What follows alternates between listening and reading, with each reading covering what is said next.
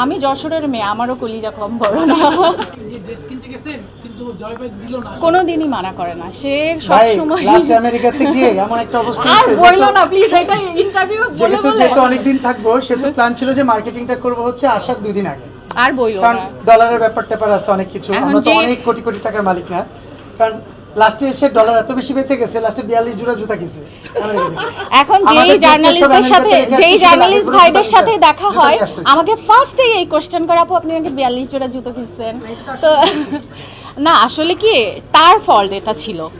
আমরা যখন ব্যাক করব, আমরা ডলার নিয়ে গিয়েছিলাম, তো তখন আমরা যখন ব্যাক করব তখন আমাদের কাছে বেশ কিছু ডলার ছিল, বাট আমাদের সময় ছিল না বিভিন্ন ধরনের শোরুমে যে সেইগুলো মানে এক একটা জিনিস নেওয়া। তো আমাকে একটা শোরুমে ঢুকাইছে, একটা শোরুম থেকে আমি 42 জোড়া জুতা নিয়ে বের হয়েছি। শুধু কি আপনি কিনেছেন না গিফটও পেয়েছেন? আপনার অনেক বড় ভাই আছে, জয় ভাইয়ের বড় ভাইও আছে আমেরিকাতে। না তখন না, আমি আসলে আমার ফ্যামিলির বাইরে গিফট খুব কমই পাই।